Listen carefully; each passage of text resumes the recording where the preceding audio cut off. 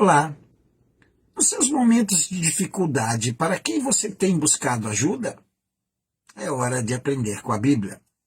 Mas antes de começar essa mensagem, eu peço que você dê o seu like, compartilhe esse vídeo se você gostou. Isso faz com que esse canal se fortaleça e que outras pessoas possam ser edificadas, assim como você. Um dos maiores erros cometidos pela nação de Israel era a confiança em nações poderosas. Mas antes de comentar sobre a dependência de Israel no exército das nações poderosas, vamos analisar o cenário que Israel estava passando em Isaías capítulo 31. A nação de Israel nunca foi um reino grande, com um poder de guerra semelhante ao Egito ou à Babilônia, por exemplo. Porém, eles cometiam sempre o mesmo erro de buscar a proteção desses reinos quando eram cercados por seus inimigos.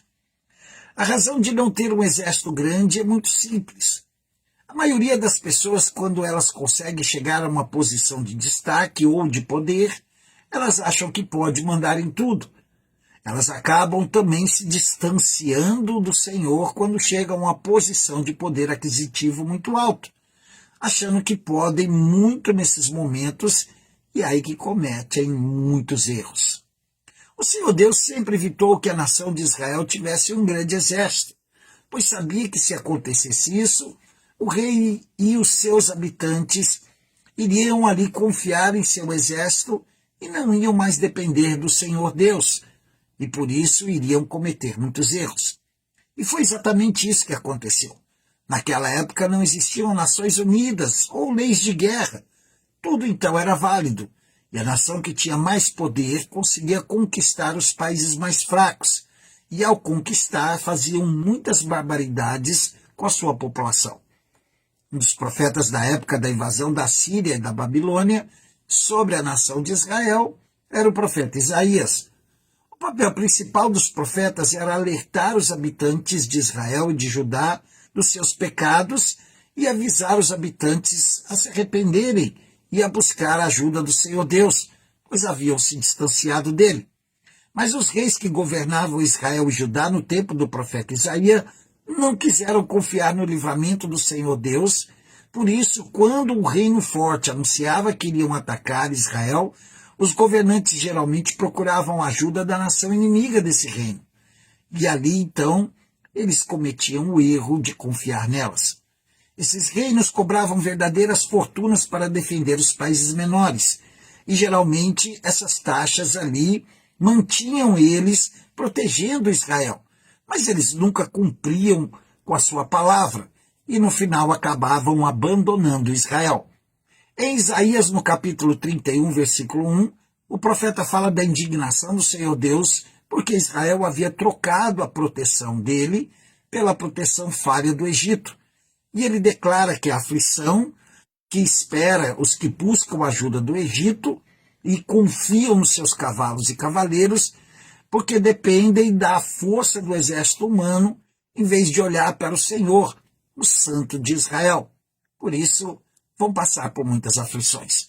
Por causa dessa ofensa ao Senhor Deus e do pecado do povo, Deus retirou a sua proteção e, infelizmente, a nação de Israel foi feita prisioneira pela nação Babilônia, porque o rei do Egito havia abandonado Israel.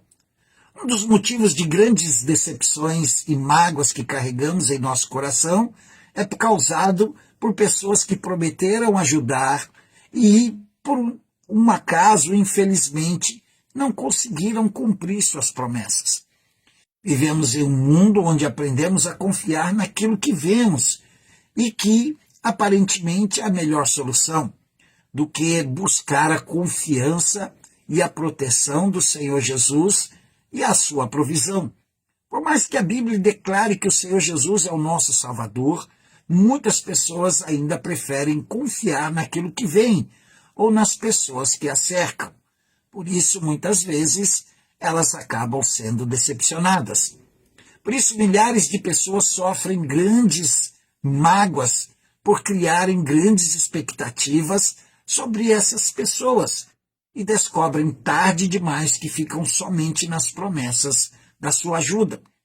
Porém, o escritor de Hebreus, no capítulo 10, versículo 23, nos aconselha a pegarmos firmemente, sem vacilar, a esperança que professamos, porque o Senhor Deus é fiel para cumprir suas promessas. Quando confiamos no Senhor Jesus, Ele nunca vai nos decepcionar. Mesmo que Ele fale que vai usar alguém para nos ajudar, essa pessoa que foi separada pelo Senhor Jesus para isso, nunca vai nos deixar na mão, pois a promessa não foi feita por essa pessoa, mas pelo próprio Deus, que vai usar essa pessoa falha para nos abençoar. E o que é melhor, nunca vamos ficar decepcionados.